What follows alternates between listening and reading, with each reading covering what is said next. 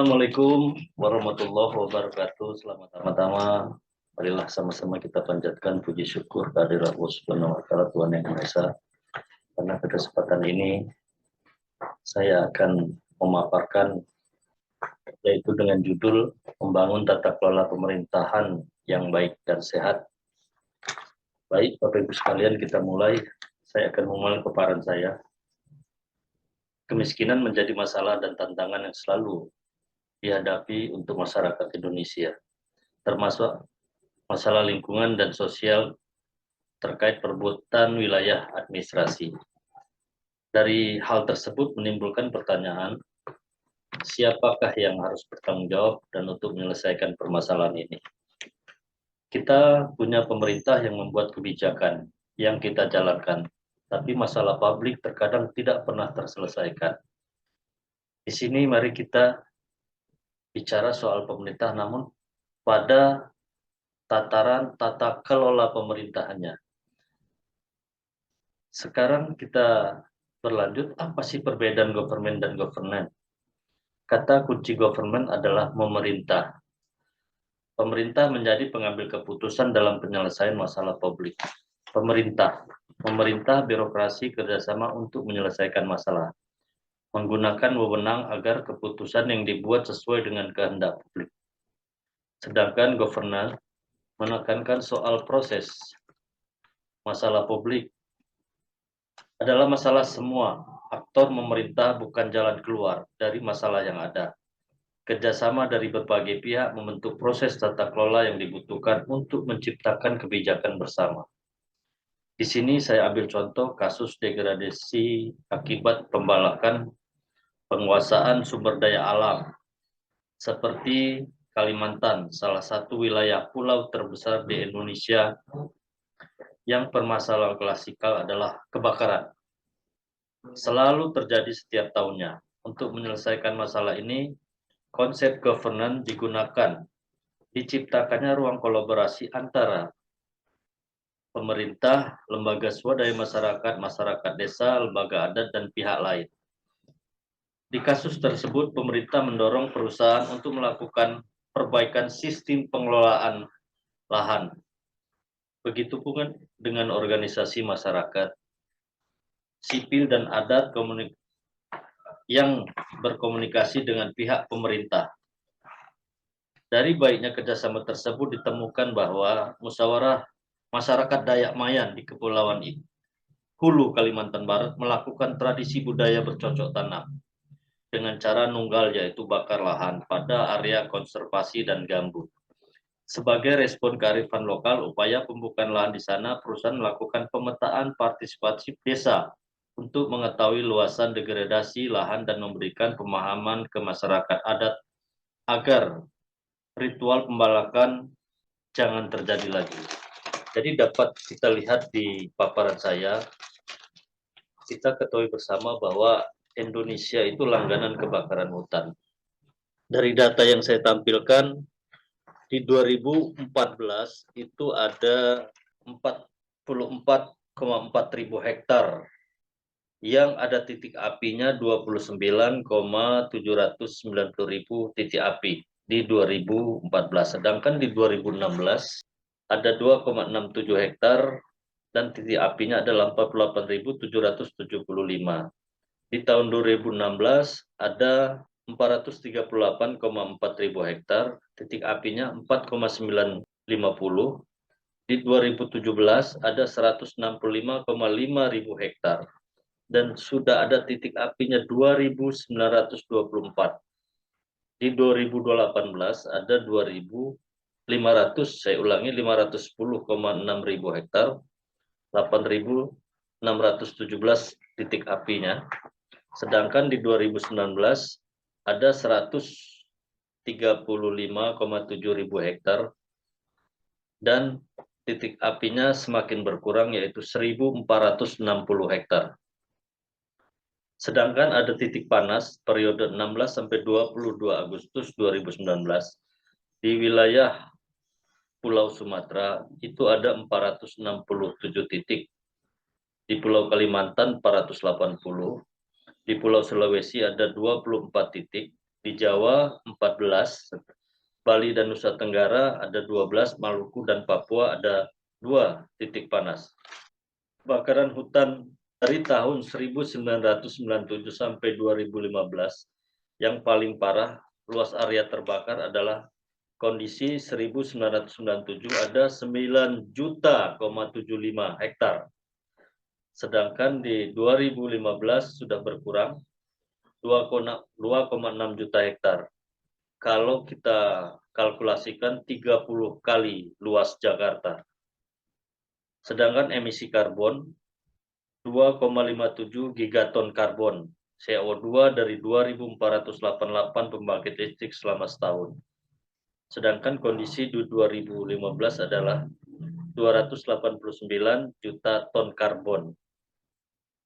Kerugian yaitu 4,45 miliar di kondisi tahun 1997, sedangkan di 2015 ada 16,1 miliar.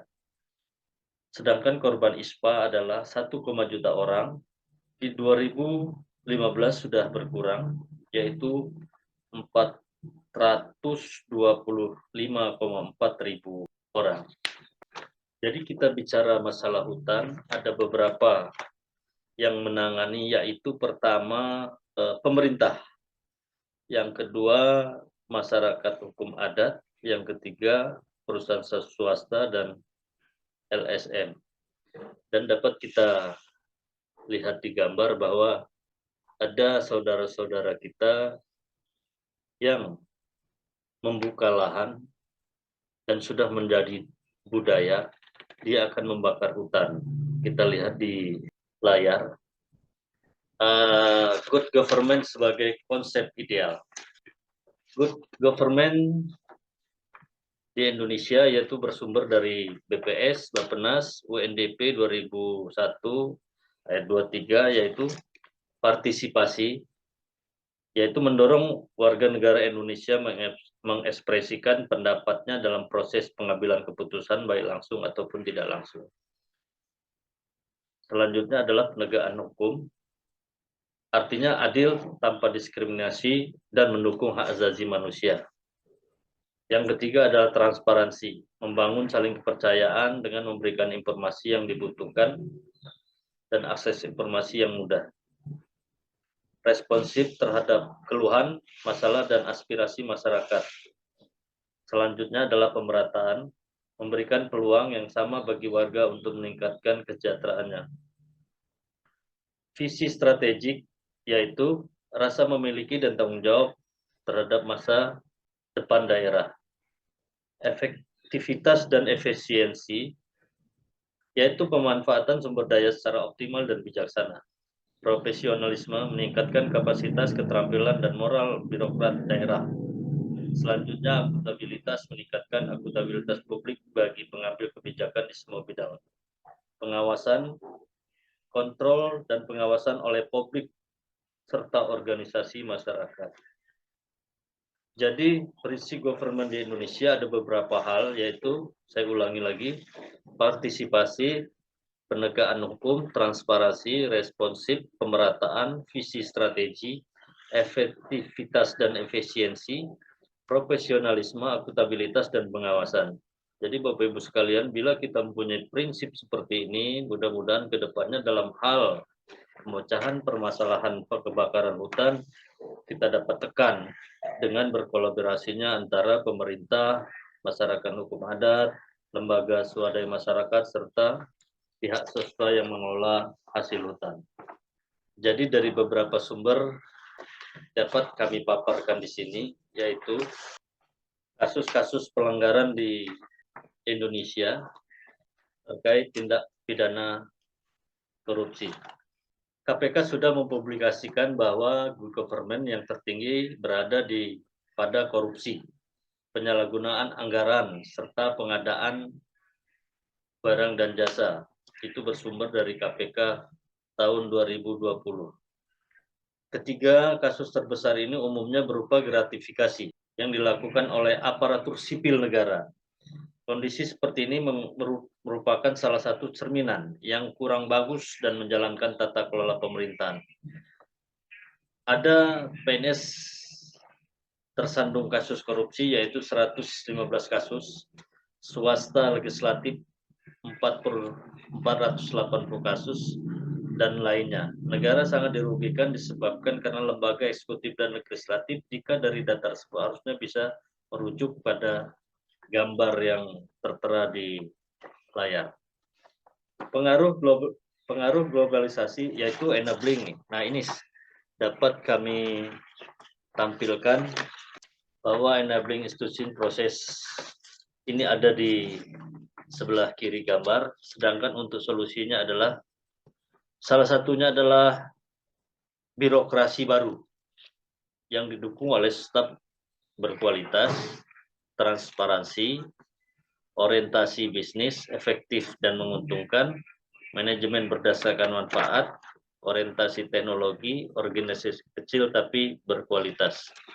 Baik, terima kasih Bapak Ibu sekalian.